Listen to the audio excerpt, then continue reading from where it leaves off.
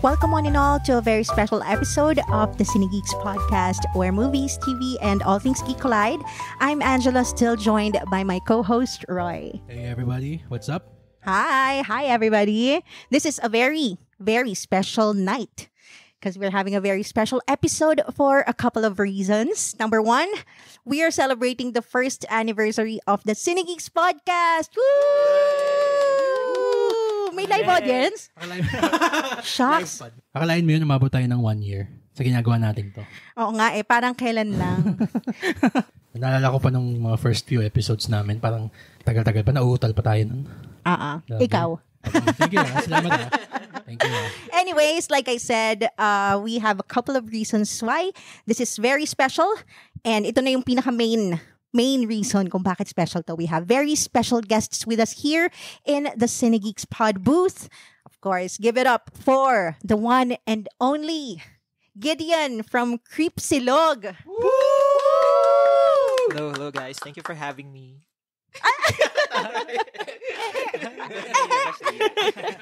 Grabe, it's such an honor to have somebody from OG Spotify podcasts na generation na nauna talaga. We are not worthy. Senior natin. Kuya.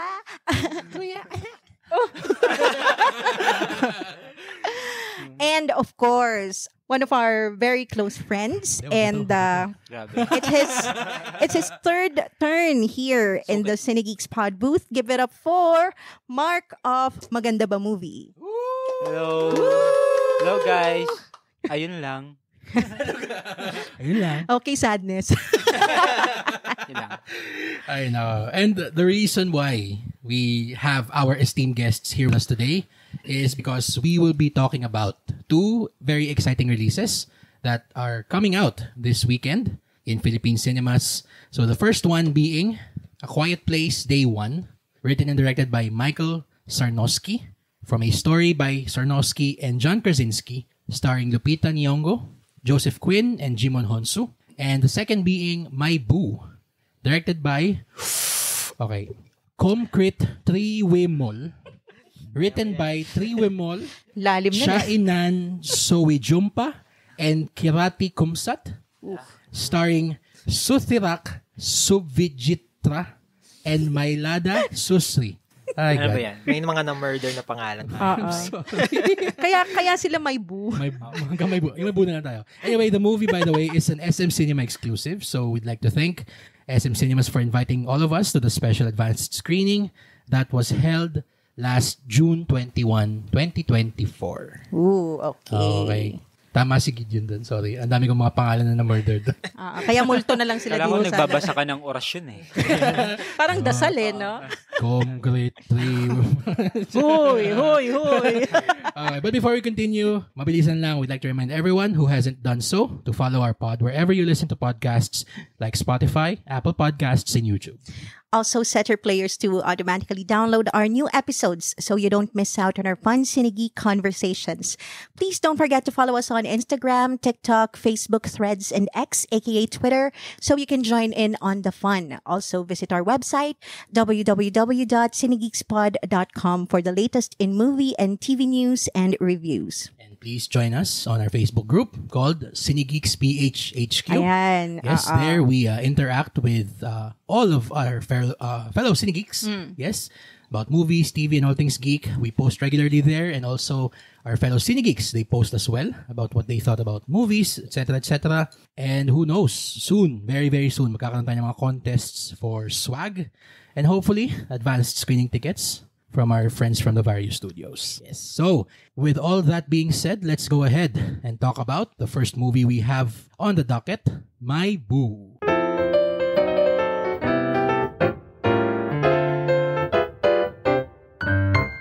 Joe, a young gamer, is down on his luck.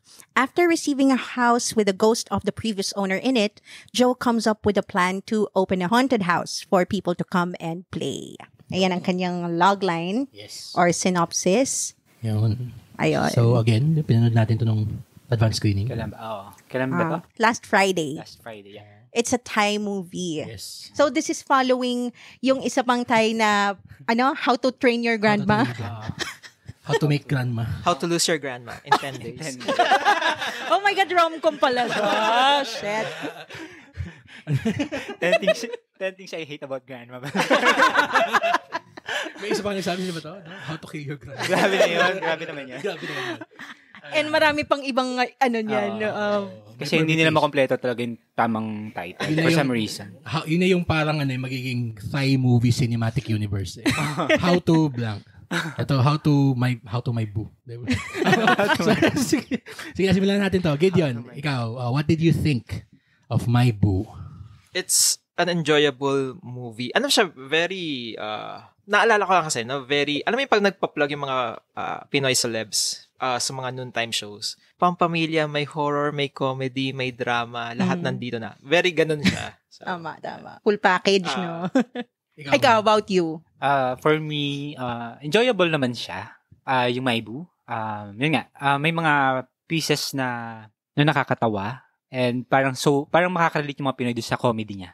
Yun nakikita ko. Pero at the same time, may mga struggles din yung pelikula. Especially kung paano nga niya tatapusin yung kwento.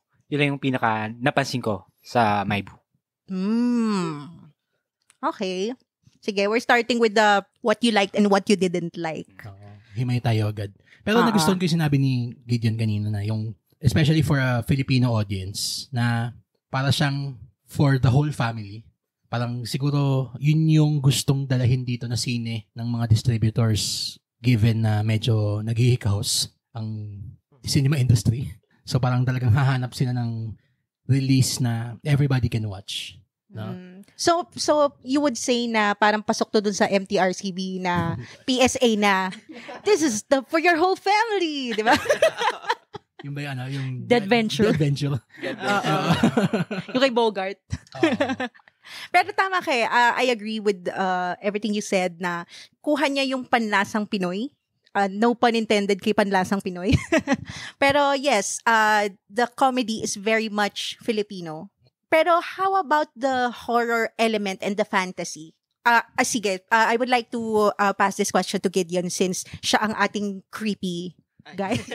Hindi naman. Hindi, joke lang. Expert siya kasi sa things that are scary, di ba? Expert siya sa mga creeps. Oo. And silogs. hindi, yung sa horror part, hindi naman din talaga na-sustain. Very minimal lang yung pagka-horror niya. Kasi parang nag-focus din naman talaga siya sa rom-com part nung as a genre. Horror parang sa simula lang pumunta lang siya dun sa haunted house para i-check yon yung bahay na inherit niya. And parang sa akin that's it, yung sa horror part. Maganda, nagustuhan ko siya kasi may murder mystery kasi diba, teka, spoiler ba? Spoiler talk naman kami palagi. Yeah. Diba kasi nga, may murder mystery element siya, which is, interesting. Kasi, they have to figure out kung, sino ba pumatay sa kanila? Kasi hindi nila alam. So, yun maganda. Pero yung horror part, sa simula lang talaga, hindi naman, very minimal na horror element. So, actually, may pinag-uusapan kami kanina ni isa pa sa mga good friends natin, si Ian Estrella. Red Door Podcast. Yes. Nung nakapila tayo for another movie earlier na parang hindi ko alam kung ano ba to, tatanggapin ko to positively o hindi. Pero ako yung barometer kapag horror yung scene. Kung nakakatakot ba o hindi. Kung nakaganon ba ako, nakatakot ba ako mata o hindi. Ikaw yung no? Pero yun nga, natakot ka ba? Hindi, yun nga wala eh. Natakot ka ba movie? Yun na pala yung bago ko. Sub-solo ko. Ito may question ako pala for you guys. Since, di ba, ang horror naman laging parang merong subgenre or parang secondary genre. Like, ito, horror comedy, merong horror drama, may horror romance. Parang how did you find the mix nung horror comedy dun sa My Boo? Yung Mark, sige. Sorry, yung horror comedy. Horror comedy muna. Na combo. Well, kailangan kasi pagka horror comedy ka, nandun yung balance na horror tsaka comedy. With My Boo kasi, parang more of comedy lang talaga siya, na may hint lang of horror. Yun yung nangyari. First act of the movie, nandun in-introduce yung element of horror, na for me, personally, hindi siya ganun din talaga nakakatakot. Mainly dahil dun sa CGI, mga visual effects, hindi nag-work for me. Ooh. Kasi para siyang, may friend din ako na nakausap about that si Dave. nag-usap kami rin through chat lang din after we watch it. Na sinabi niya parang once upon a time daw yung... Grabe. Pero totoo, Specific na Shout out to Once Upon a Time. Medyo hindi ko napansin yata. yung CGI niya parang ganun yung parang, alam mo yung parang, hindi talaga ganun kapulido. Very TV, Napaka-shoddy no? niya. Very... Low budget. Oo, Very once upon a time. Yung pag may mga, yung bituka. At saka yung yung ulong pugot ng isang character. Yan, tama. But at the same time, parang naiintindihan, hindi ko siya masyadong ididiin yung pelikula na dahil gano'n na low yung CGI. Kasi hindi naman yung kailangan Mm. Mas kailangan doon yung comedy. For me And pagdating sa comedy, natatawa naman ako. So, balik tayo sa question na bilang isang horror comedy, nag-work ba siya? Yun yung tanong, di ba? Yeah. For me, okay naman. Nag-work naman siya as a horror comedy dahil natuwa ako. Natuwa at natakot. Mas natuwa, pero may konting takot lang. Yun lang din. Na-add lang siguro yung horror dahil ang character, may multo. May mga multo. That's the only thing you would say? Okay. Sige. Pero you touched upon parang true crime no? Para siyang murder mystery. So, how did you find yung execution nila nun? I'm not sure kung dahil lang ba maraming elements na pinaghalo sa isang movie na parang hinabol na lang din kasi yung murder mystery part. So, I'm not sure paano, kasi nga 'di ba sa amin sinabi ni Mark na kailangan balansehin and all. So, may murder mystery, may comedy, tas may horror pa. So parang I'm not sure kung paanong term yun, na parang hinabol na lang nila towards the end na, may isosolve pala tayong parang siningit, murder ganon. mystery. Ganun din. Oo, parang yan. May afterthought na lang yung... Isosolve pala natin yung murder. Ganon. Baka nakalimutan nyo.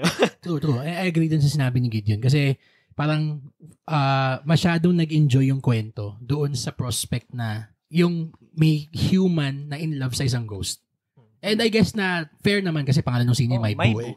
Oo. Pero kasi, yun lang yung isa sa mga, although ito, full disclosure, nag-enjoy ako sa sine. Hindi mo walang problema, marami siyang problems, pero na-outweigh nung parang good vibes kuno yung parang mga pwede kong initpick sa kanya. Pero, yun sabi ni Gid na, bigla nang naalala na, shit, may ano pala tayo. May murder mystery pala tayo. May horror nga pala dun sa horror comedy. Oo. And then, parang, ako sa akin napaka-unsatisfactory nung pagkakatay nung loose end na yun. Although merong parang jaw drop moment na kahit tayo siguro kailangan pa natin wait, siya ba yun? Parang kahit tayo din after parang exactly, kino-confirm pa natin kung pare-pares pa tayo na nakita. Pero yun na nga parang too little too late siya. Yung revelation na yun. Kasi in the same scene, nagkaroon ng nagja-jump tayo masyado dun sa dulo. Pero dun sa same scene na yun, merong something heartbreaking for our protagonist na nangyayari. So parang na short shrift lang yung murder mystery over dun sa parang romance. So talagang to go back to the original question din kanina na kung na-mix ba niya ng maayos yung genre o hindi. Yeah. Para siyang comedy, rom-com siya na may horror elements lang. May hint lang talaga. As in, pinatakan lang nila ng horror. Kumbaga yung horror is loose representation ng horror talaga. Yeah. And like you said nga, di ba, parang it's a mishmash of a little bit of a lot of genres, pero hindi niya naman na-i-justify lahat. Kasi more on comedy lang talaga siya. Most of the time, yun din kasi nagiging problema ng pelikula kapag maraming ini-introduce na gusto niyang, parang marami siyang ini-introduce na genre. True. So, bihira tayong makakita ng pelikula na maraming ini-introduce na elements tapos lahat naging successful. Yun yung naging weakness niya for me. Okay. I agree. Sige. Ikaw, what did you think?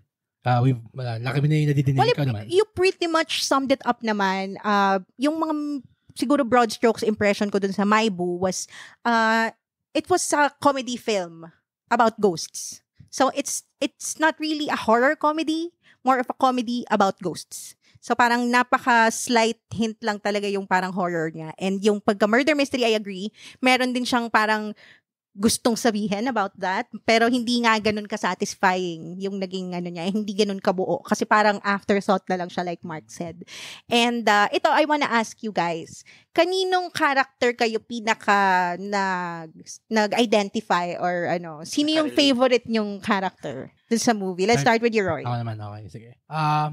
Madaya akong sasabihin kung yung lead na si Joe. Pero to be fair naman din kasi napakagaling nung pagkakadala niya nung movie, nung story, nung conflict, tsaka yung lahat ng emotions niya, yung roller coaster of emotions niya, talagang dalang-dala niya. And ito, tayong dalawa lang yung nagbubulungan ng showing na to. Parang isa pang daya sa akin yung sa Maibu. Kamukha kasi ng pinsan ko yung actor. Si Joe. So, parang, ano mo yung first 30-40 minutes pala akong, wait, may kamukha to Depende kung good pinsan o bad pinsan niya. Isa lang naman na lalaki, isa naman yung lalaki pinsan, pambira ka. Tapos, sabi ko na parang, wait, nung mas marami ng mga zoom or parang profile shots sa mukha yung pinapakita. Parang, ay, shucks. Pinsan ko nga. Siya nga to. So, shout out to TJ. Kung nakikinig ka. Congrats sa sine mo. Wow. Now showing in SM Cinemas. Exclusively. Exclusively in SM Cinemas. So, ikaw, Mark. Same din sa akin. Pinaka parang yung favorite ko na character is yung bida rin si Joe. Kasi parang sa kanya kwento talaga kasi ni Joe yung pelikula di ba? True. Tapos naibigay nung actor, hindi ko alam kung ano yung name niya, sorry. Murderin natin ulit. Galing na galing ako dun sa actor actually kasi hindi ko siya kakilala. Wala pa akong ibang project na napanood niya. Pero the way he portrayed the character, parang you feel na matagal mo na siyang kakilala. Tapos yung expression niya for a comedy is hindi, I mean, nagpapatawa siya, pero hindi naman yung parang OA. Then, yung mga, pagka yung may mga encounter na siya sa mga horror din, yun, parang, kahit hindi siya talaga nakakatakot, pero the way he's reacting to it, kapanipaniwala pa rin. So, dahil sa magaling yung actor, kaya parang mas nakarelate ako dun sa main character. At the same time, yung story niya mismo, sinasabi kasi dito na parang isa siyang guy na nagmahal sa isang tao na alam naman niya na walang patutunguhan pero I mean, di ba may ganon? Yung parang from start, alam na niya na walang patutunguhan Pero Hugot. Tapos may mga skeletons pa yung taong mahal niya na Literal ba yun? Hindi, I mean, pero may symbolism di ba? Horror pasok-pasok. Hindi, I mean, may symbolism yung mahal niya may skeletons na nakatago. Tapos, mababaw lang. Tapos yung pagmamahal niya, pinipilit niya na matuloy pero alam naman natin na walang patutunguhan. Pero at the same time, yung character is parang pinaglalaban pa rin niya. So, doon ako nakarelate. Yun lang. Tama na, Mark, kung sakit-sakit na. Hindi. Nakarelate lang sa gano'n. Kasi gano'n din ako siguro Pagkahalma, magmamahal ako. Sa multo din. If ever lang na magmahal ako sa multo, gano'n din.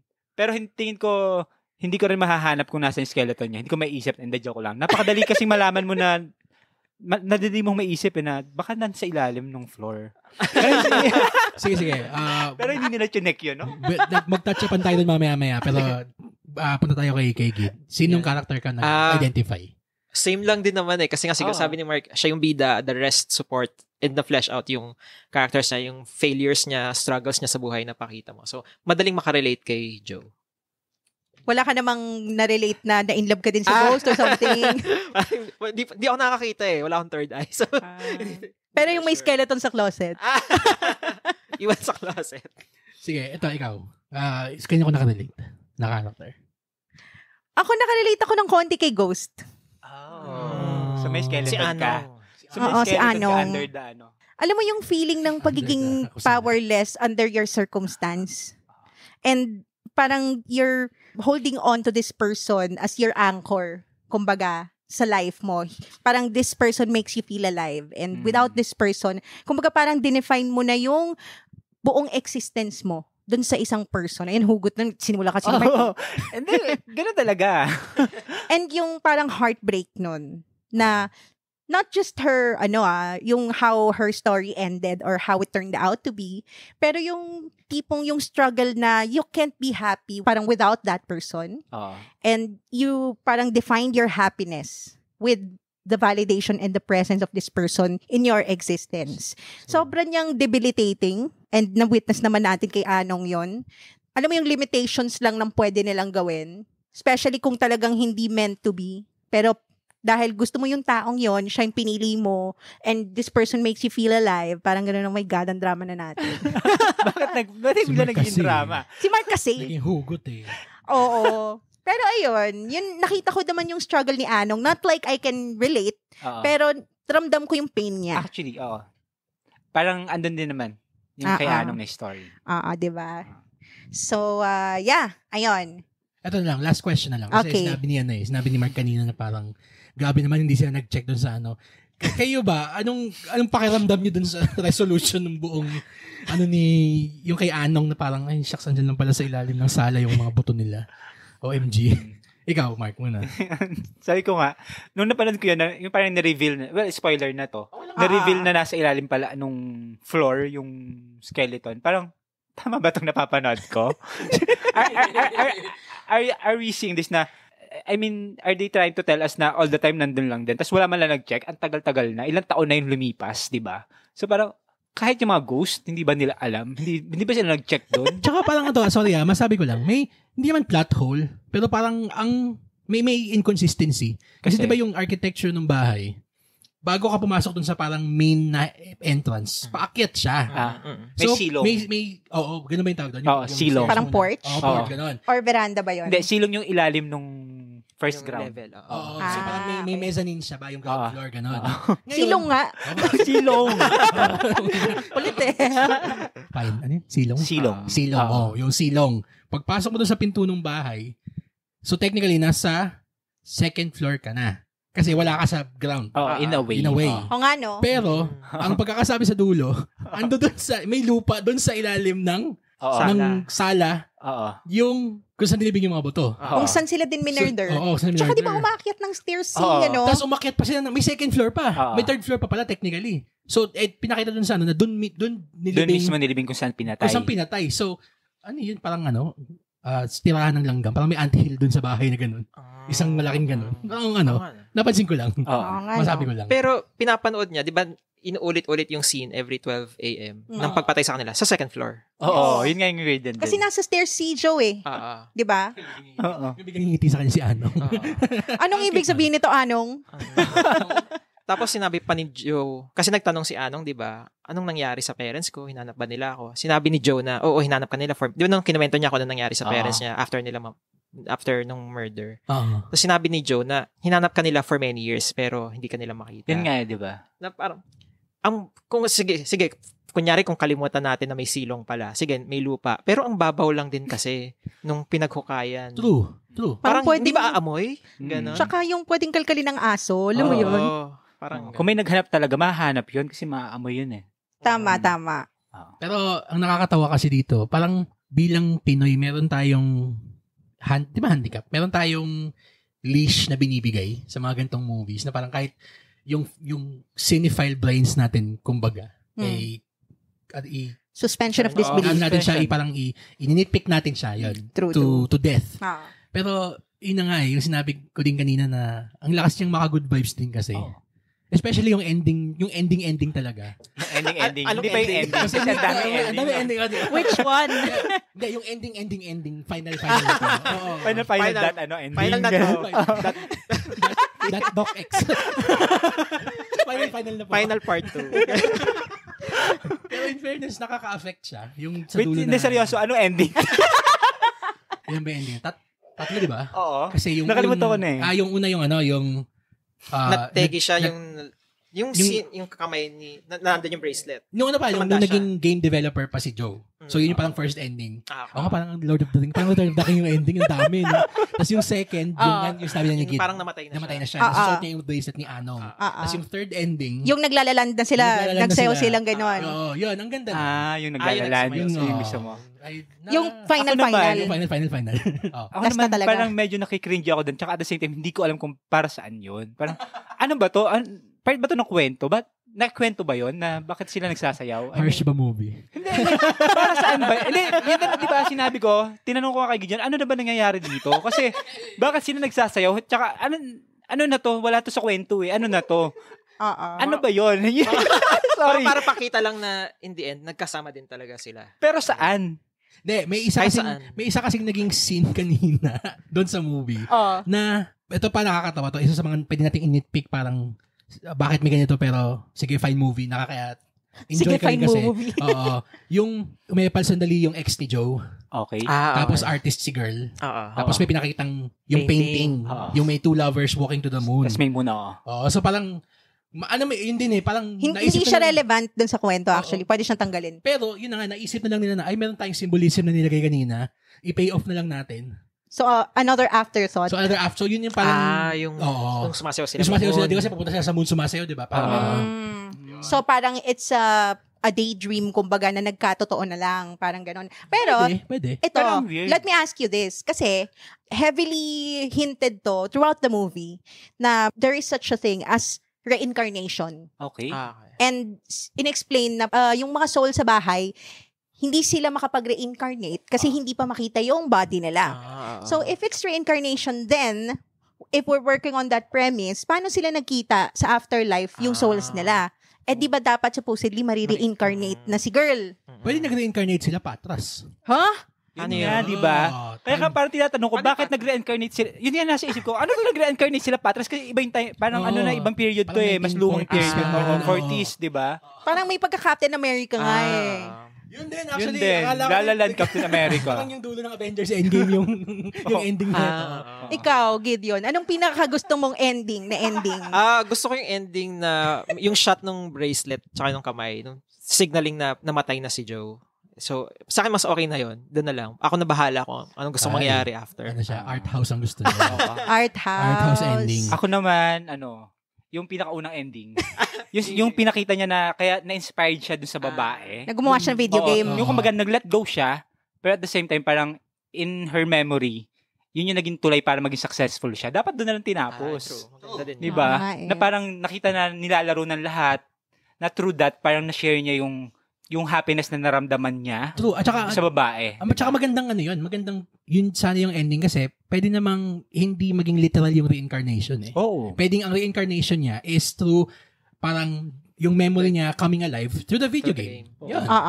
Tama. Yun. Parang symbolic na Kaso kasi parang feeling ko yung final, yung third ending. Ano siya, parang... Ang daming ending. Parang uwi na kami. Ano ba yung parang patayo ka na parang, okay, tapos na. Parang patayo ka na, biglang babalik ka pa ulit pa po. Gagano to, parang horror version na, Family of Two. Ang dami ending. Shit. Feeling ko itong yung third, yung parang reincarnation pa atras, I think. Feeling ko, resulta ng test screening yan. Na parang ayaw nila ng sad ending. Ayaw nila ng art house ending. So may mga tao na nagsabi na, ba't hindi bigyan ng happy ending si Joe tsaka si Anong? So may modern ending, may old school ending. May art house. Art.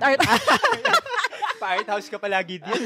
Parang similar din yata sila sa mga Pinoy na kailangan happy ending. Oo, tingin ko. Para mas magustuhan. Di ba naalala ko yung kwento ni FPJ movie ni FPJ na namatay daw siya and nagalit yung mga tao kasi hindi maganda yung ending. So, kailangan ng ending na nasa beach sila, sumasayaw, kumakanta. Diba? Parang gano'n. Very, very Pinoy. Yes. That I agree. Pero maganda yun halimbawa, kung nagkaroon ng self-awareness si FPJ nun dati, na parang sasabihin ng mga tao na ayaw nila na patay si FPJ sa dulo, so may song and dance. Pero maganda na may subtext na saan sila nagsasong and dance. Wow, sa afterlife sila nagsasong and dance. Wow. Hulaan mo kung saan.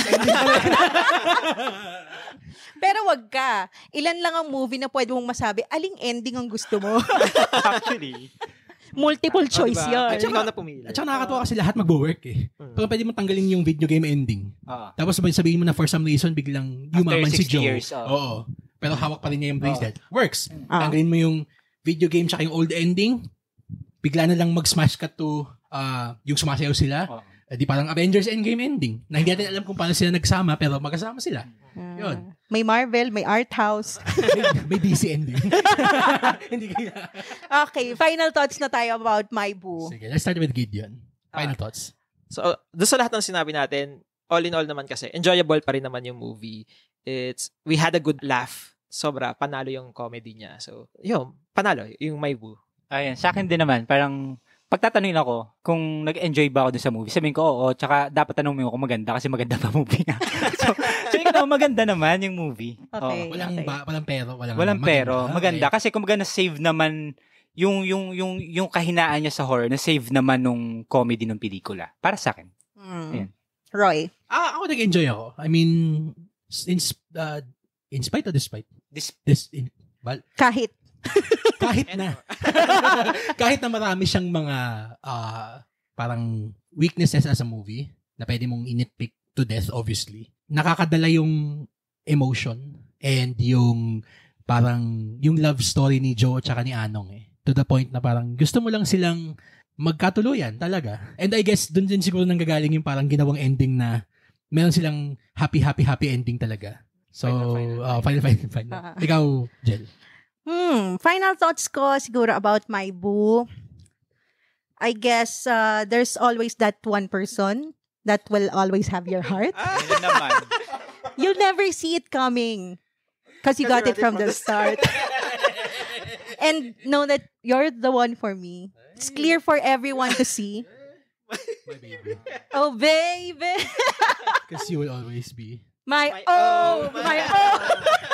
Ayun pala yun. Sino ba yung kasama natin noon sa screening Si Karen. Karen, na parang sinasabi niya, akala natin pag magsisimula na yung scene, ini-expect ni Karen na parang nung magsisimula yung scene, biglang, there's always that one person. I mean, millennials will get it. Only millennials know, yeah. Hindi pa natin tatanong si Gideon. Anong rating mo dito? Letter grade dito? Ay, parang 2.5 yata siya sa Letterboxd. 2 out of 5. Ayun nga, maganda nga. Maganda. Ikaw, letter. Ano ba tayo? Di ba sabi natin B+ tayo dito? B+. Oh. Okay. So, yun. B+ para sa atin. Final. Final. B+ na. B+ talaga. Final. Okay, sige. I guess that's it for my boo. Okay. Let's now go over to the next film on today's episode. Yes, and that is a very much anticipated film. No? I mean, ilang taon tong inantay na dati part 3 daw to akala ng tao. Tapos biglang binagsak nila part 0 pala. Yeah, and we're talking about A Quiet Place, Day 1.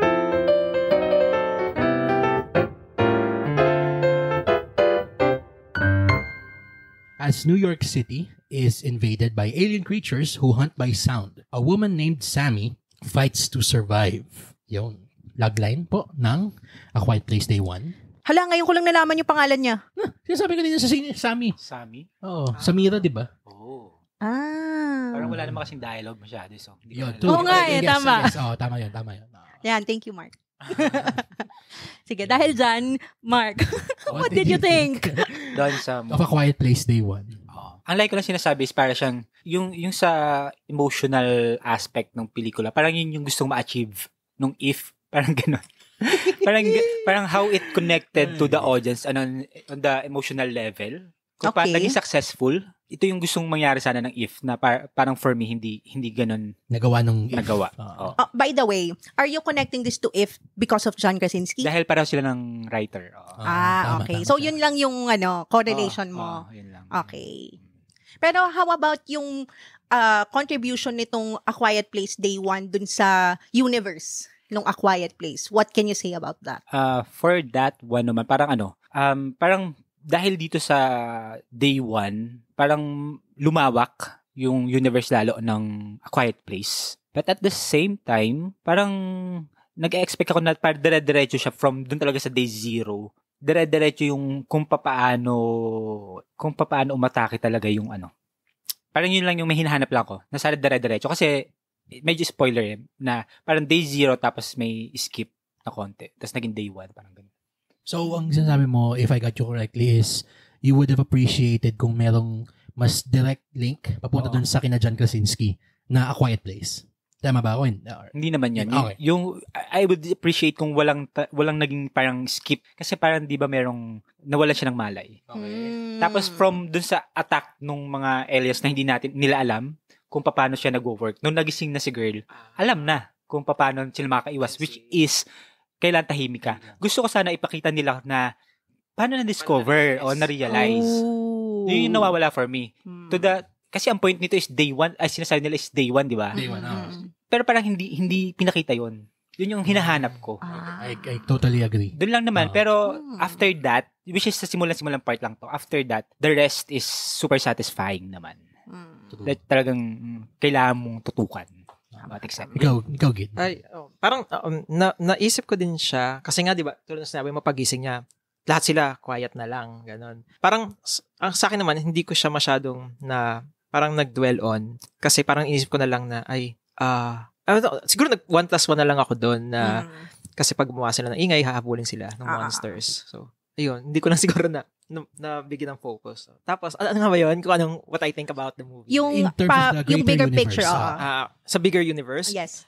parang wala naman din siyang wala naman din siya na-add masyado sa lore kasi ang pinakita lang niyan na bumagsak yung mga parang siguro galing sa isang meteor yung or kasi parang bato-bato lang siya or, not sure kasi malayo, 'di ba? Yung shot ng may bumabagsak na something from the sky. Tapos siguro laman nun yung mga alien or I'm not sure baka yung alien na mismo yun or spaceship, 'di ba?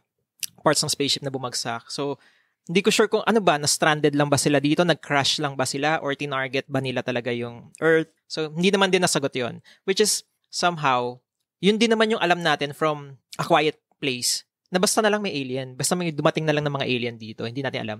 And hindi rin naman yun nasagot dito sa A Quiet Place Day 1, kung ano ba sila, ano bang purpose nila, ganon. Ano ba nangyari, nag-crash or pumunta talaga. So, sa lore, wala rin masyadong na-add for me. Yung A Quiet Place Day 1. So meaning parang mas gusto mo if nag-lean sila towards sci-fi. Ay, oo. Alien Romulus pala. Kasi nagigets ko yung sinasabi ni Mark tsaka ni Gid na parang, and actually, ay na-open bigla yung eyes ko dun sa aspect na yon. Kasi nga, di ba, pag tingnan sa A Quiet Place 1, alam natin na averse sila sa sound, lalo na pag nakabukas yung tenga nila. Pero, dapat tahimik ka lang din. So, tama niya parang, paano nila discover yon na dapat tahimik lang. Tapos, sa part 2, nalaman natin na takot din sila sa tubig. Tapos, dito, parang sinabi na lang na, parang, go to the nearest boat. They're scared of water. They can't swim. So, yes, I agree totally with what Mark said, na sana pinakita man lang through the avatar of our lead characters, na sila yung nag-discover na, ay, shucks, ano pala to, dapat tahimik lang tayo, and, ay, shucks, hindi sila, takot sila sa tubig. Yun. Although, naipakita naman siya in a way that parang complements and enhances the tension. So, yung mga parang white knuckle scenes, doon na ginagamit yun. Pero yun na nga, I would have appreciated, yes, I agree, na kung paano nila nalaman. Kasi nga pagising niya, okay, don't make sound. Go to the water. Parang ganoon na lang agad eh. Parang they're working on the impression na alam na kaagad ng mga tao and familiar na sila dun sa lore nung A Quiet Place 1 and 2. Exactly. Kaya meron na silang knowledge ng mga weakness ng aliens. I get that. Kasi dun sa World War Z, parang it took time eh. Ang dami munang namatay and hindi nila ma-figure out kung paano makakasurvive. Saka yung pinaka-exciting na part ng scene yung quietest moment niya, doon sa World War Z, I'm talking about, na yung doon sa WHO.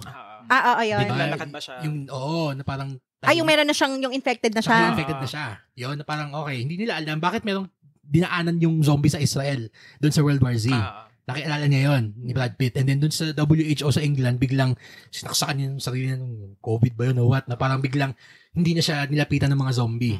So yung gano'n, na parang take us on the ride, finding out what we already know. Pero, yun na nga again, just to echo everybody, na sana, kami din. Parang, you took us for the ride. Parang let us be part of that discovery. Yes. Parang another good example is yung Train to Busan, na nung tinakpan nila and parang pinaint ba nila or tinakpan nila ng dyaryo yung mga window. Dyaryo lang. Tapos nung nawalan na ng visual yung mga zombie sa kanila, biglang tumahimik and they stopped, 'di ba?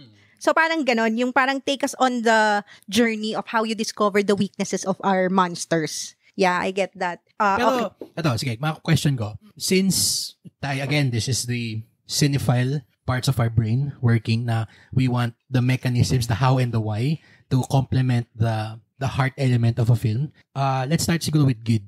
Did that detract from your emotional experience with the film? Not parang, nakulangan ka dun sa parang yung mechanical element ko, no? Quote-unquote, no sine. Na-affect ba niya kung paano ka na-apektuhan in your heartstrings nung sine? If any. Kasi yung character kasi may terminal illness. So parang nag-bank on siya dun sa emotional journey, sa journey ng character, kung how she will take control of her life. Parang para sa yun yung naging flow nung movie, and it was successful naman kung paano niya napakita yon. Although may mga questionable choices lang din talaga kung paano siya napunta dun sa part na yon ng kanyang parang fulfillment ng buhay niya. Medyo questionable, pero sige, parang minsan ifo-forgive na lang, parang ganon. Ay, dun pala sa mechanical part. Kasi naalala ko lang na, oo nga, parang na-question ko na yung sarili ko na, kailangan ba ipakita lahat na kung paano nangyari to, ganyan. Siguro naalala ko lang na yung, what's that another alien movie? Matt Reeves, New York. Cloverfield. Na although hindi pinakita lahat sa movie, ano yung marketing Found nila? footage lang yun, di ba? Oo, yung marketing nila na may actual website na lang ng company. Tapos doon parang mga Easter egg na audience yung maghahanap. Siguro kung may ganun na lang. Kung hindi isasama sa movie, 'di ba? Tayo na lang yung maghahanap nun via the internet. Yes. Ano yung history niya? Yun pala, sorry. Bago tayo magpunta kay Mark, natuwa naman ako na meron akong fellow mid-2000s na dyan na yung ganun yung yun yung heyday nung ganun na may mga alternate reality games siya. Na pag nilalabas sa sine, parang pwede kang maging part ng universe. Tas ang magiging reward niya ay either dadalhin ka nila dun sa premiere o may trailer na exclusive, yung mga ganun. Hindi ko na inabutan niya. Kaya medyo tahimik ako. Parang ikaw na yung mismo yung mag-investigate kung ano yung nangyari. So, medyo nagiging part ka nga. Cloverfield ba yan? Cloverfield. Parang doon natin nalaman Roblox lang alam ko. Ako pwedeng manood ng Cloverfield. Bawal sa'yo pa. Yun yung doon nalaman na yung pangalan ng monster si Slasho, di ba? Parang yun yung nickname niya. Actually. Anyway. Kaya may clip na bumagsak. Bumagsak yung mas malapit. yung video nung nung Statue of Liberty. Nung i-share nila. Ay, by the way share ko lang pala, SKL. Kasama yan dun sa trivia na tinanong sa atin. Dun sa question? Yung Cloverfield. Anong question? Ano poster? Anong post? Anong post? Guess the movie. Tapos konti lang yung nakasagot dun no? Parang Nagulat na ako. talaga ba? Kasi naabutan yung dalawa yun Yung dalawa. Sorry. Tama na, nagkakalokohan na tayo. Parang tas may na-miss tayong isang question doon, spelling lang, yung Inglourious Basterds pa. And by the way Shout kahit out to ganon, Trivetown. we won. Yes. We're the winner. We are the Champions. champions. Sa susunod na movie quiz, Sinyan Buddies will defend our crown. Anyway. Kasama na si Gid. Kaya sige. Pero sige, ikaw, Mark, yung bang quote-unquote mechanics of the film, did it parang affect how it affected you emotionally? Or Paano bang mechanics? Sorry. yung yung parang hindi mo nalaman, hindi na-discover nung characters kung ba na takot sa tubig yung alien or dapat tahimik lang sila na since wala yun dun sa sine, nakadetract ba siya dun sa emotional pull ng movie for you? Or hindi naman? Hindi naman kasi magkaiba naman yun Parang yung emotional pull kasi is naibigay nung maayos ng pelikula dahil yung kwento niya talaga is nag-focus nga actually dun sa human story. Mas more on connection niya. Kaya kang sinasabi na parang more of if yung pelikula kaysa sa 1 and 2 na A Quiet Place. Parang gano'n na nangyari. Parang sa 1 and 2 na A Quiet Place, hindi ka mabibigo pagdating sa mga nail-biting moments. Marami doon. Pero pagdating dito dito, parang if hindi ka mabibigo hindi ka mabibigo na paiiyakin ka ng pelikula. Ay, nalaman pala natin si Joe Quinn, if pala. Di ba? Hindi, ang inisip ko nga ang if talaga doon si Sammy. Oo, kasi nilet go na niya Ay, Alam spoiler mo, na naman. hindi siya makamove on dun sa if no? Ano nun? Yung if. Oo, di ba? Parang kailangan niyang i-let go para makasurvive siya. Shit, parang ang gandang Kaya yun. May siya, rewatchability. Paano pala kung all the time, imaginary lang din talaga siya. Si Sammy. In universe pala yung if, Oo, no? diba? Shit. So yun. Pero yun, magaling naman emotional, aspect ng pelikula. Ikaw, Roy. Hindi ako makakit over dun sa if theory ni Mark Oo, if siya. If si Sammy. Paano kung yung pusa yung if? Hindi kasi, hindi kasi ganito yun all the time, akala mo tinitingnan niya is si Sammy, pero yung pusa lang naman talagang tinitingnan niya. Matagal nang patay yung character ni Sammy, tsaka kaya imaginary na lang. A whisker away. Pwedeng namatay si Sammy dun sa loob ng apartment niya. Oo, di ba? Tapos na yung spirit niya na lang yung nasa pusa. Tapos ginaguide na lang siya ni Sammy. At favorite author niya, si Sammy. Kaya alam niya yung mga ibang bagay tukol kay Sammy. A beautiful mind. Tapos kaya sobrang important ng element na ni-rescue ni Eric, yung si Joe Quinn, yung pusa ni Sammy. Kasi yung pusa lang naman talaga ang totoo nag-i-exist na sa kwento Diba? Sixth Sense pa.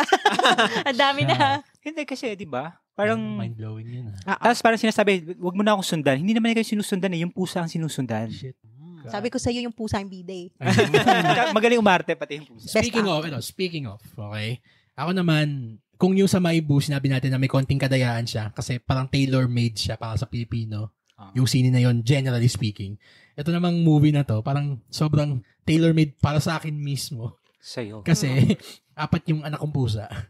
So, parang iba yung, alam mo yung, tuwing andun sa scene yung si Frodo, portrayed by Nico and Schnitzel. So, dalawa sila.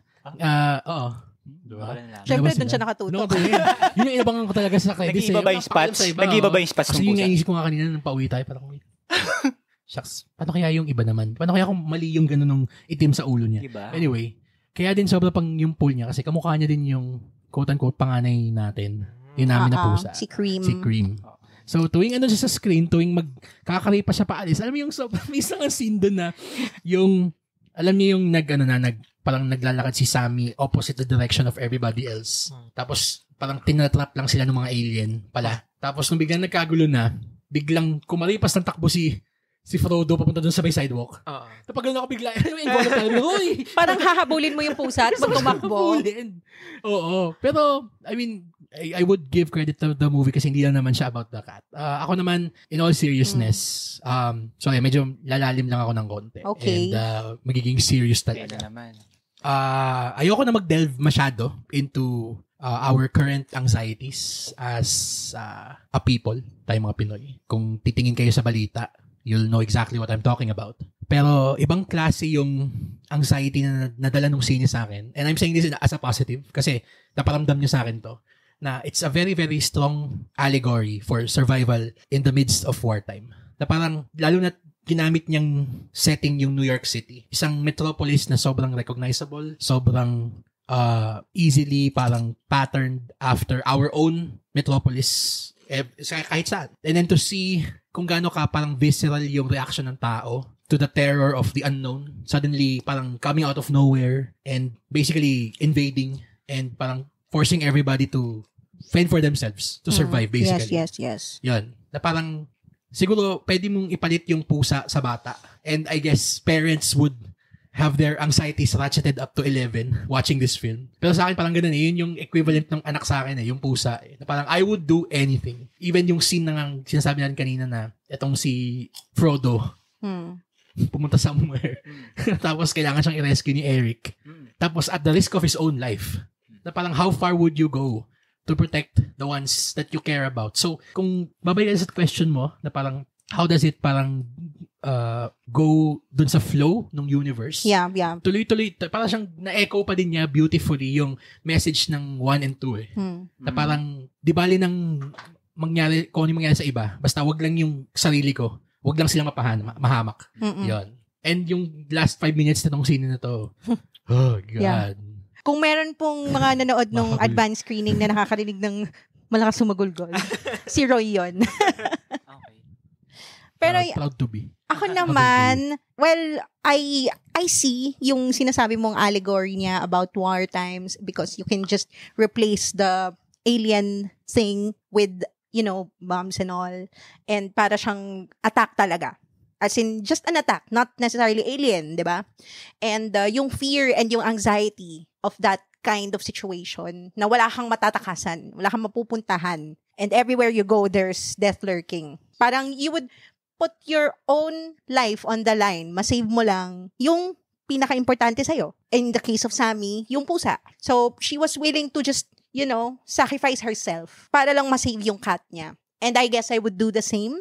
Because God knows, yung stress na binigay sa akin itong movie na to, dahil dun sa pusa, and not just because of, being a fur parent and all, na parang, cute cat. No.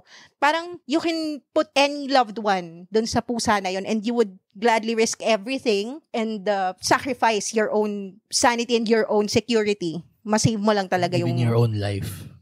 Masave mo lang yung mga importante sa'yo. So, parang ganun yung ginawa ni John Krasinski sa part 1. It's another, parang poetry dun sa 1. Yeah. Pero ito, sige, it's fun you mentioned 1. Kasi we know na A Quiet Place 1 and 2 has always been about family surviving this post-apocalyptic world.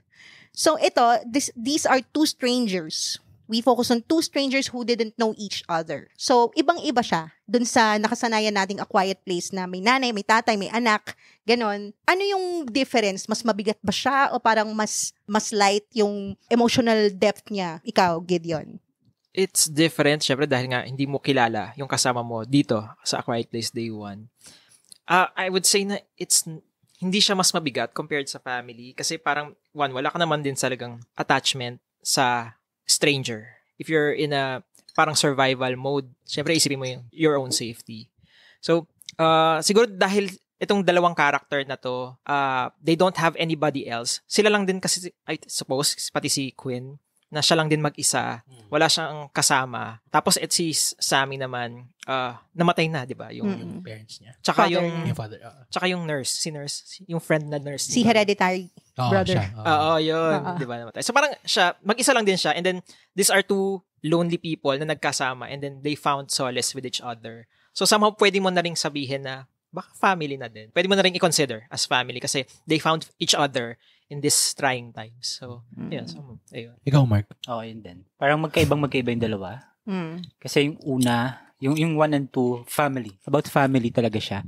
So, from start, andun na agad yung stake na mabigat. Dito kasi sa Day 1. sa day 1, parang may introduction. I-introduce mo na yung mga characters. Tapos, paano ba magwo-work yung dynamics ng dalawa para mas kapitan mo yung kwento nila.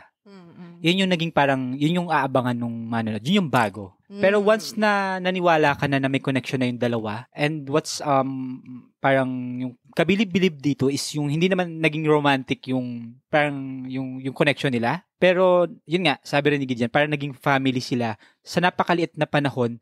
Siguro dahil na rin sa kailangan nilang umasa sa isa't isa. So, parang kinekwento sinasabi sa atin ng kwento na pwede ka makatagpo ng ituturing mo na family dahil sa kailangan mo sila at kailangan ka rin nila. Yun yung parang may ganun, may magic na ganun na wala dun sa 1 and 2 na given na agad din na may pamilya na agad. So, yun lang yung pagkakaiba nila. Pero, yung stakes, parang sa huli, marirealize mo na pareho lang din na kung sino man yung mawala sa kanila, alam mo na may masasaktan. Katulad rin nung sa 1 and 2. Chosen family. Sorry, mano ko lang. On a lighter note, masabi ko lang na... Baka mag-iyakan na tayo dito. Shot pa, tagay na. De, nakakatuwa lang kasi on a lighter note, and since we're spoiling this naman, walang habas na. Happy ako na nag-survive si Joseph Quinn naman. For a change. For a change. Kasi grabe yung sobrang heartbreaking yung pagkakamatay niya sa Stranger Things sa 2 years ago na, no? Season 4. Oo. Or more? Oh, parang 2.5? 2.5 almost. Tapos yung parang sige, I'll go over na and I'll ask you guys about this then. Ako, sobrang galing ng acting nila dito. Lupita Nyong'o is Lupita. Yes. Malupit. Malupit si Lupita. Talaga, Academy Award winner. Yes. Ito yung kalibre nung acting niya. Even yung mga side characters, si Alex Wolff, yung sinabi natin kanina na yung nurse na friend niya. Siya si Frodo. Siya si, of course, hands down, Nico Schnitzel. Best supporting cat. Sabi nga niya, ni good friend natin, Ika Cheng. Then, and si Lorna din. And Lorna, yes. Na best supporting cat, si Nico Schnitzel. Pero, again, Joseph Quinn is, ayoko sabing revelation kasi masyadong hyperbole. Pero, unti-unti natin siyang nakikita kung gaano kagaling niyang artista. And effective, no? Gabi ang galing niyang switch between yung acting na hindi naman yung parang nothing's affecting him, pero yung parang tinatry niyang makibagay dun sa nasa paligid niyang environment, and then yung pag-switch on niya bigla ng parang yung emotions bigla na madadala ka talaga. Yes. Which is, again, pinakita niyang strength nung Stranger Things. And it's quite impressive na tapatan niya si Lupita. Oo. Nakipagsabayan. Malupit din siya. Naglupita din sa dalawa. Naging lupito siya.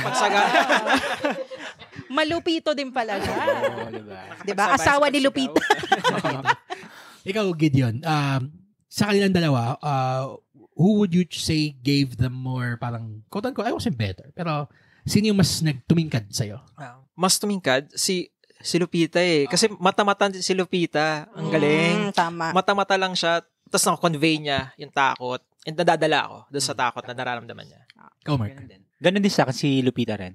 Pero parang you have to give points din kay Quinn. Kay Joe Quinn. Kasi parang pinakita niya dito na kaya niya yung mga matured na characters. Unlike kasi sa Stranger Things na medyo parang teeny pa True. Dito, binigay niya yung parang ibang characters mula doon sa Stranger Things. Ibang Joe Quinn ang makikita niyo dito. Tama. Si joking na. Joking na. May ibang-iba talaga siya. Kaya yung Viva Max bigla. Hoy. Ibang klaseng Joe Kaya Quinn. parang excited. Kaya na-excite din ako na makita siya doon sa... Ayun, yung patas.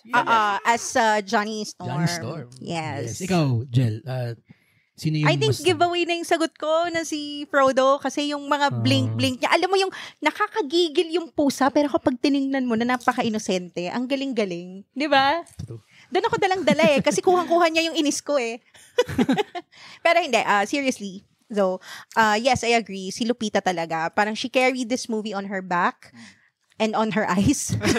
Mata-mata acting. Tama, mata-mata acting. True. And if there's any actor na kayang magpakita ng sobrang wide range ng emotions without words, si Lupita yon. Yes, Actually. that's true. And I loved, actually, one of my favorite moments was yung parang naging sequence na it feels a lot like a silent film na parang they're ano ba yun? pretending to be parang this Yung parang magic trick, show oo. or yung card show na yes, it was physically nakita ko din yung physical comedy ni Joe Quinn, pero at the same time yung nuances ng mga looks ni Lupita na parang, okay, she's trying to parang have this light moment, pero at the same time, andun yung sadness, yung melancholy. Parang hindi madaling i-portray yun without words. Naalala ko dun sa sequence na yon. Hindi ko lang alam kung merong parang isip nito din, same as me. Pero may meme sa internet na yung, actually comic strip, 4 panels lang. Yung unang panel was, tawag dito, pamukhang Super Mario Brothers na yung una. Tapos makita mo sa susunod na panel, may nanay and tatay na nagpapagalaw nung background ng bata. Tapos, yung tatay actually yung parang Mario. Tapos yung bata, yung next panel, yung bata nakaupo dun sa sofa na yung background, kita mong desolate na. Tapos may hawak siyang controller tapos parang naglalaro siya. Sabi ng bata, parang, Dad, parang was this how life was before? So parang sabi ng tatay na, yeah, parang that's what we had then. So yung sequence na yon na, just thinking about it again, sobrang niyang emotional din. Kasi nga, especially in times like that na you just fight to survive.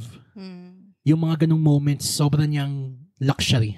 And naparamdam niya nung sequence na yon. Parang hindi pa nga lang dun hindi pa nga lang dun sa end na na si Queen at saka si Lupita. Yung dun palang bumubuhos na yung luha ko dun Oo, naiiyak ako dun. Same. Doon ako naiiyak dun sa parang nila, yung card card show nila. Kasi parang, alam mo yung, parang kapag everything is so doomed na, parang hahanap ka na lang ng way para pasayahin yung sarili mo.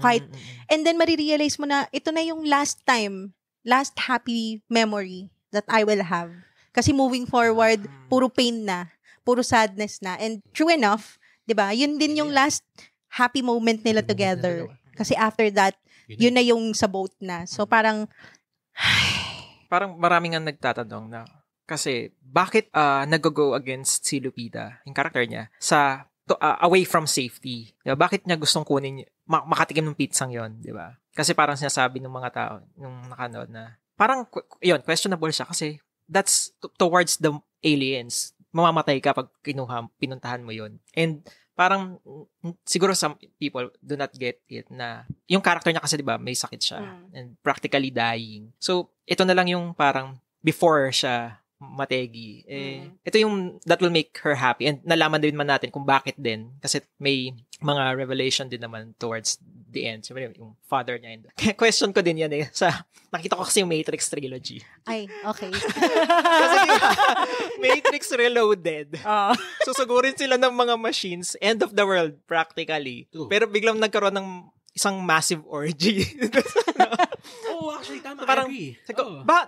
Before, okay, mamamatay na kayo. Ba't kayo nag-orgy? Diba? Kailan ba yan? Hindi ko naabutan. Wow. Grabe dyan napupunta yung isip. Towards, siyempre, nung later years, nung tumatanda, okay, sige, gets ko na. Kasi diba, parang, mamamatay na rin lang naman tayo. Let's do, kung makakapagpasaya sa atin. Or mararamdaman mo talaga na buhay ka pa. It's very existential, no? Bigla ng Existential. additional emotional layer yung Matrix. Oh my God. Panoorin nga natin ulit yung orgy na yan. Doon lang sa part na yun. Doon lang skip lang natin doon. Tapos pag nakita na, oo nga, namukha. Grabe nung Nice. 2008, nung una ko parang, ay wow. Inaabangan. Kapag nagilising ngayon, umiiyak na. Thank you, Gideon of Crip Silog. Makakita ka na umiiyak sa orgies. Nakahanap tayo ng reason para panoorin yung orgy na yan. Oh my God. Ikaw, Mark. Anong hitanong ko? Napunta ako sa orgy. Nakalimutan niya na lahat. Asan na ba daw siya? Ito na lang. One last na lang na, no? Some people siguro would come into this movie thinking na it's strictly a thriller na parang point A to point B. Adventure siya. Anong masasabi mo dun sa mga tao na pwedeng magsabi na, ay, parang nabudol kami, ang daming iyakan. Ano nangyari dito? Ikaw? May nagsabi ba na gano'n? Hindi naman, kasi, Sino? Sino yung mga Awayin natin. Awayin natin. Kasi you would say na the general Filipino public Oo. isn't geared towards watching a movie na multifaceted. Oo. Pag sinabi mong action. Pag sinabi mong drama. Pero ang Pinoy, madalas, and this is not to put down, this is strictly an empirical observation, na pag may action drama, hindi nila alam kung paano mag-respond. Yun. And then, sige, what I think Roy is trying to ask you is, parang people who are expecting a different movie, Yun. how would you describe this movie to them? Na parang if they're expecting a Quiet Place na parang katulad ng mga dati, you said this is different, diba? So, can you please expound on that? And how is it different ba? Oo, yun nga. So, parang mas mataas kasi yung emotional aspect ng pelikula na surprising nga. Tama rin sinasabi ni Roy na parang masasurprise yung mga manonood kasi ang expect nila since parang brand kasi na A Quiet Place is yung talagang thrilling, suspenseful, ganyan. Dito, mas bumangka sa emotions, sa connections ng mga tao na hindi naman magkakakilala. So, for me, masasabi ko lang sa mga tao na parang ganyan yung opinion nila is that minsan kailangan mo rin ihanda yung sarili mo sa mga sorpresa. Kasi minsan kung ano yung hinahanap mo, tapos kung ano yung matagpuan mo, minsan mas gugustuhin mo pala yung natagpuan mo na kaysa sa hinahanap mo. Yun lang. High five. Rom-com. Well, ako kasi yun nga, mag-expect ka. Pero dapat open-minded ka pa rin na iba yung pwedeng ibigay sa'yo ng pelikula. Open-minded ka ba? As long as parang satisfying pa rin naman yung product na binibigay ng pelikula, dapat tanggapin mo pa rin yun, yung kwento niya. Hindi yung parang nag-expect ka tapos porket hindi lang yun yung naibigay niya. Tatawagin mo na siya na disappoint. Sino ba yan? Ayun nga, tinatanong ko sa inyo kung sino yun. Parang may sinasabi ba kayo? May pinariningan ba kayo? Sino ba yan? Swear, wala talaga. Gigan ka ba yan? Gigan, totoo. Sabi ka. I get where Roy is coming from. Kasi nga, this has always been about parang a monster alien thriller. Pero meron kasi, pa rin naman. Meron pa rin, pero this is more about the existential crisis of a human facing certain death. Oo. And paano mo halalabanan yung human nature mo na to make a sound? Na parang, how do you navigate life without one of the most important senses of a human? Parang ganon. Natakil na yun ng 1 and 2. Pero ito is more on the emotional, yun nga, yung chosen family, kasi they're two less lonely people. Sabi nga ni Gideon. In a hopeless Ayun. Sige, I guess that's it for A Quiet Place. Let's go. Final thoughts naman. Sige, Final thoughts, Gideon. Gideon, ikaw. Final thoughts sa A Quiet Place Day 1. Alam mo, iniisip ko kung anong mga eksena yung tatatak sa akin. Similar to A Quiet Place, yung nail sa stairs. Yung ganon. Yung sobrang anxiety mo na sa eksenang yun. And sa akin, wala akong makita dito. Parang, wala akong maisip na specific scene na similar dun sa nangyaring yun. Pero, I can say na nagulat, natakot, pa din naman ako with A Quiet Place Day 1. I was gasping for air lagi nung may mga eksena. Hindi lang ako nagustuhan na isang jump scare scene. Yung natutulog siya, tapos paggising niya, akala niya normal na ulit. Tapos biglang edit. Effective. Pero nainis ako eh. Sino ba yan? Nawain natin yan. In fairness, meron siyang dalawang effective na jump scare. Isa yung sinabi mo, Gid. Tapos yung isa yung involving si Alex Wolff. Grabe yan. Yung sa generator. Oo. Memorable din yun. Sorry. Go ahead, please. Sa akin yung kay Quinn, yun nandun sila sa, anong part yun ng city na nagpupuntahan lahat doon yung alien. I-rescue niya dapat. Nung kumuha siya ng gamot, tapos i-rescue niya si Frodo. Yung dun sa may mga egg? Kasi parang dahan-dahan lang na umangat yung alien na gano'n. So parang, it's yung suspense niya nandun, pero hindi siya jump scare, not necessarily, kasi hindi naman siya nanggulat, kasi dahan-dahan lang yung alien, pero nakakatakot siya. So, effective siya. Effective siya as a suspense thriller, and siguro dagdag na lang natin yung emotional journey ng mga characters na nabigay ng movie. So, I appreciate nun doon sa Quiet Place Day 1. Anong rating mo for this? Teka, titignan ko. Parang feeling ko 3 stars ko siya Mhm. sa Letterboxd. Habang inaantay natin ang ratings ni Gid sa Letterboxd ng A Quiet Place Day 1, Mark, final thoughts. Sa akin ganun din. Halos, actually, kapareho lang din sinabi ni Gideon. Effective naman siya na horror, suspense, thriller. Pero hindi siya kasing ganun yung level kung ikukumpara natin siya sa 1 and 2.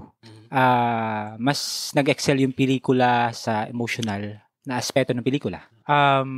But it doesn't necessarily mean na mas maganda yung 1 and 2 kasi kumpara dito sa Day 1. So, as a film, tingin ko yung 1 and 2 and ito is pantay-pantay lang sa akin. So, napakaganda for me. Yeah. Sa akin, mas gusto ko yung 1. Ay, sige yan pala. Let's jump to that.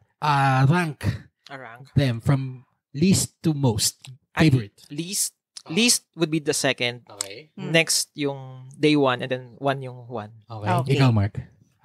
Kung gano'n medyo dikit naman yung tatlo. Okay, Pero okay. syempre, 1 pa rin yung pinaka-una. Okay. Then, ito yung pangalawa. Pareho lang din nung kay Gideon. Tapos, huli yung 2.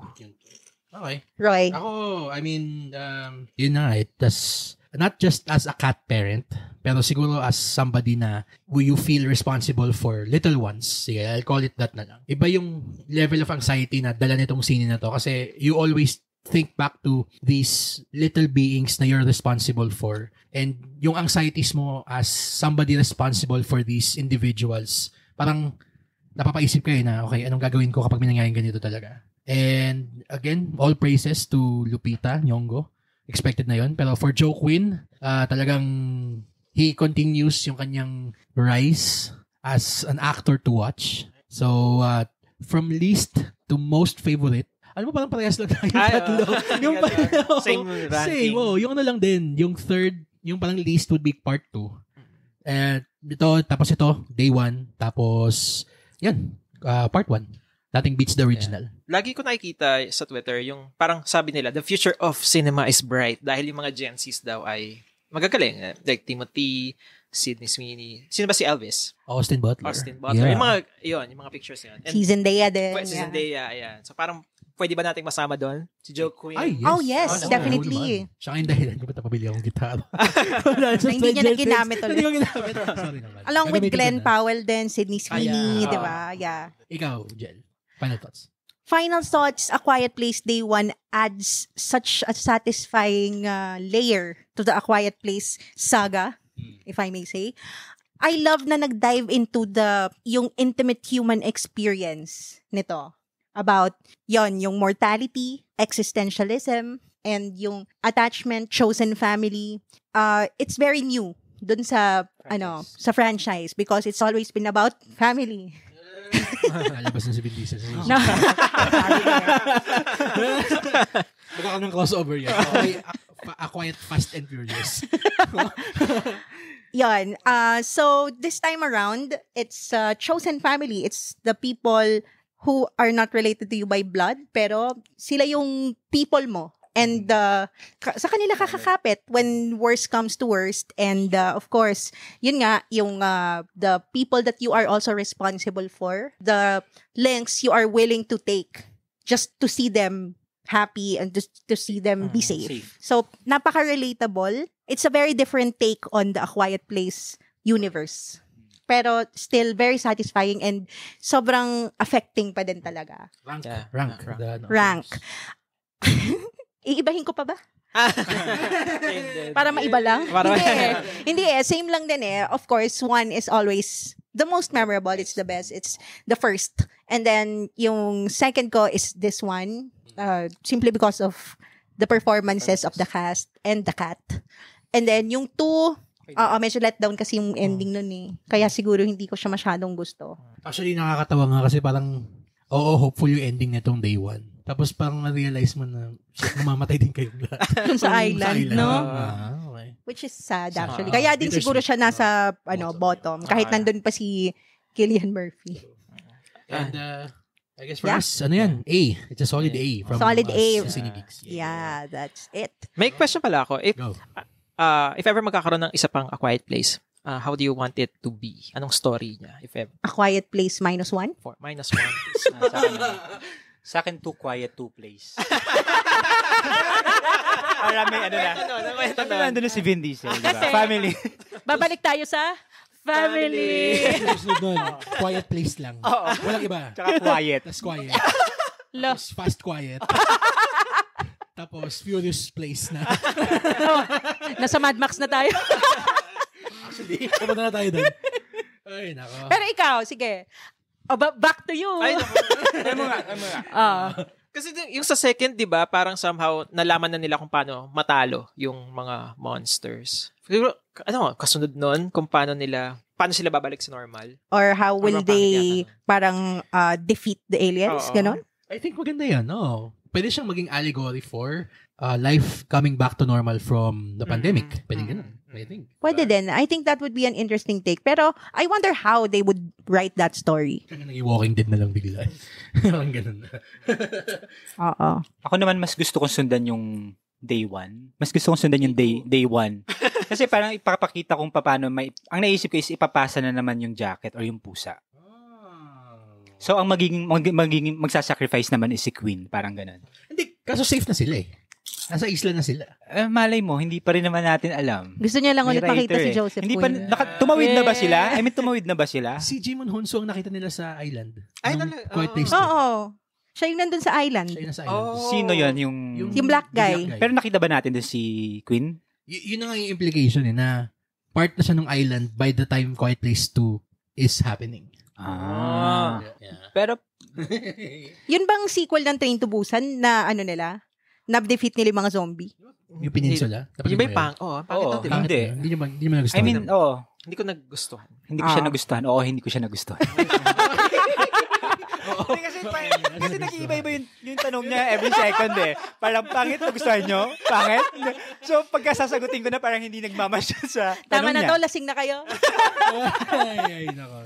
Okay, pero magandang question yan. And I think it remains to be seen. And I pass that question from Gideon of Creepsilog on to our Cinegeeks.